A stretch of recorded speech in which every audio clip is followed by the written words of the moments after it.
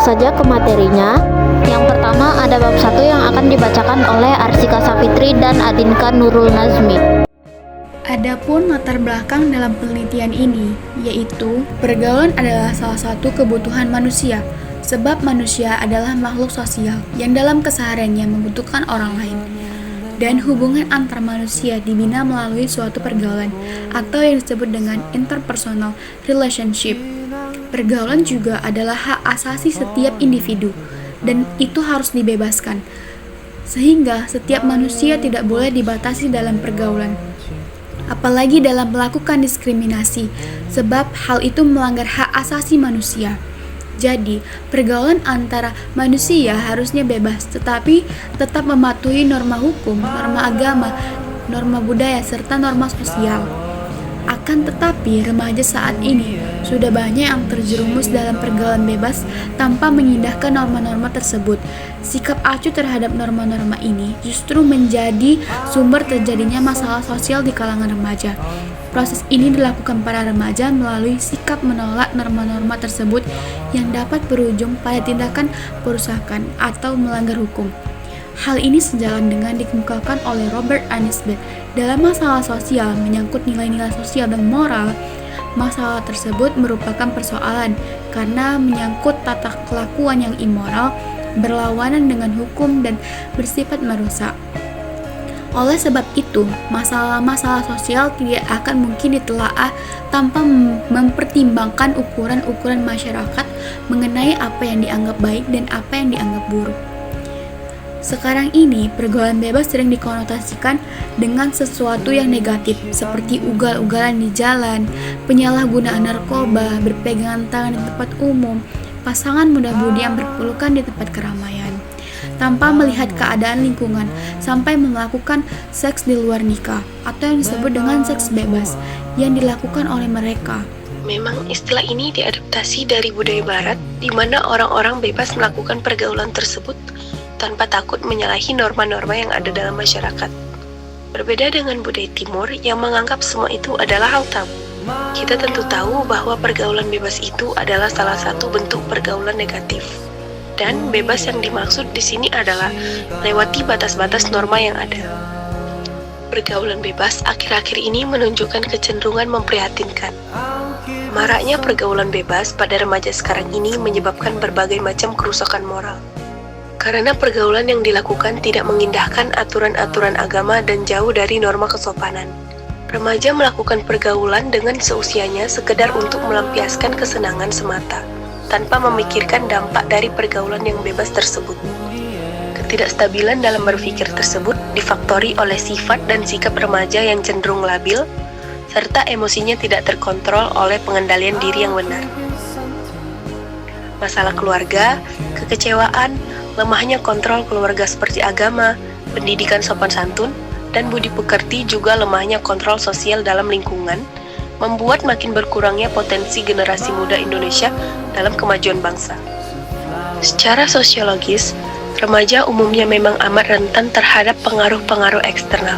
Hal itu disebabkan oleh proses pencarian jati diri, sehingga mereka mudah terombang-ambing dan masih merasa sulit menemukan tokoh panutannya. Mereka juga mudah terpengaruh oleh gaya hidup masyarakat di sekitarnya. Tindakan ini dipengaruhi oleh kondisi kejiwaan yang labil. Remaja mudah terpengaruh dan terbawa arus sesuai dengan keadaan lingkungannya. Mereka cenderung mengambil jalan pintas dan tidak mau pusing-pusing memikirkan dampak negatifnya. Berdasarkan latar belakang di atas, maka masalah penelitian ini adalah: yang pertama, bagaimana opini pelajar terhadap pergaulan bebas di kalangan remaja? Yang kedua, apa saja tindakan pelajar terhadap pergaulan bebas? Yang ketiga, bagaimana kesadaran remaja terhadap bahaya pergaulan bebas? Lalu bab 2 yang akan dibacakan oleh Siti Afifah dan Mutia Zahra. Adapun kajian teori dari pergaulan bebas ini adalah: pergaulan bebas adalah jalinan pertemanan dalam kehidupan bermasyarakat yang bersifat lepas atau tidak terikat. Pergaulan bebas dapat terjadi karena kurang mengontrol diri, kurangnya kesadaran diri, kurangnya nilai-nilai keagamaan, dan gaya hidup yang modern atau mengikuti gaya hidup orang barat. Pergaulan bebas pada remaja memiliki resiko yang tinggi dan terjerat. Cara mencegah pergaulan bebas adalah dengan membangun komunikasi yang baik, berikan pemahaman mengenai bahaya pergaulan bebas, dukung remaja melakukan kegiatan positif, dan gunakan media sosial dengan baik. Untuk mengatasi pergaulan bebas, kita dapat menanamkan nilai agama, moral, serta etika yang baik dan penyuluhan pada remaja. Adapun hipotesis dalam penelitian ini adalah remaja yang memiliki kesadaran bahaya pergaulan bebas cenderung menghindari pergaulan bebas dan dampak negatifnya. Dengan kata lain, diharapkan bahwa remaja yang memiliki kesadaran akan bahaya pergaulan bebas akan lebih sadar dampak negatif yang mungkin terjadi akibat pergaulan bebas dan cenderung menghindarinya. Serta bab 3 yang akan dibacakan oleh Alia Shakila Lubis dan Harum Mutiara Zahra. Tempat dan waktu penelitian. Tempat penelitian ini akan dilaksanakan di MAN 3 Medan, Jalan Pertahanan nomor 99, Si Gara-Gara, Kecamatan Patumbak, Kabupaten Deli Serdang, Sumatera Utara, dengan nomor kode pos 20361. Waktu penelitian. Waktu yang digunakan peneliti untuk penelitian ini dimulai dari tanggal 1 September sampai dengan selesai. Populasi dan sampel. Populasi penelitian. Pada penelitian ini, populasi meliputi seluruh siswa dan siswi di MAN 3 Medan. Sampel penelitian. Adapun sampel dalam penelitian ini yaitu siswa dan siswi kelas 10-4 dan 11 MIPA 4 di MAN 3 Medan.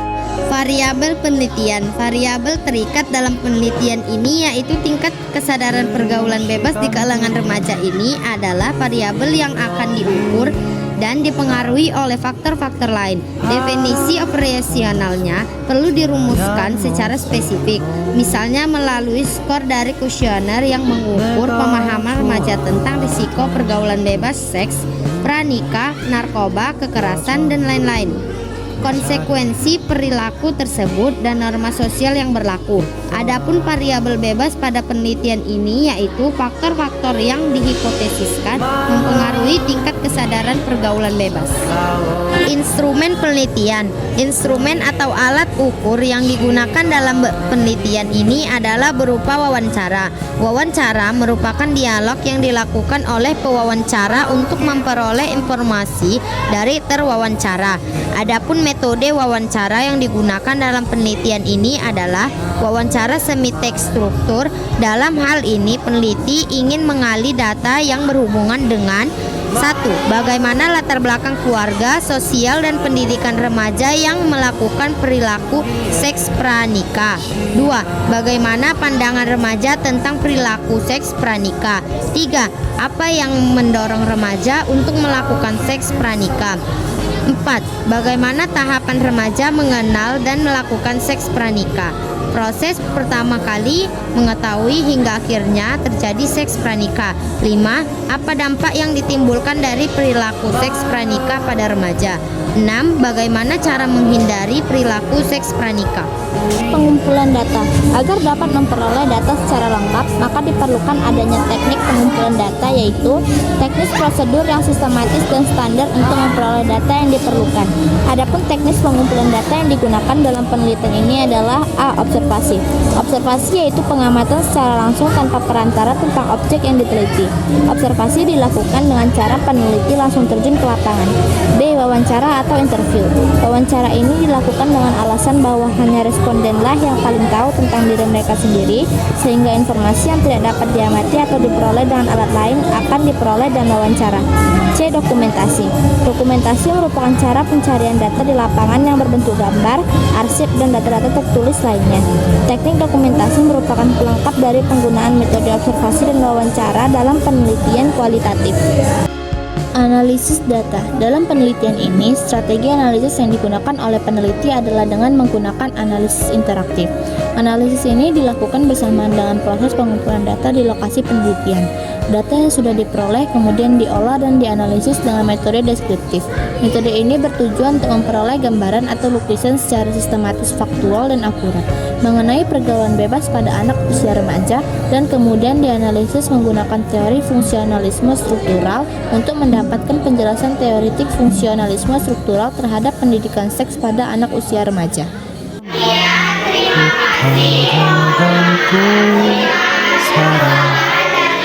지난 falling to the ground.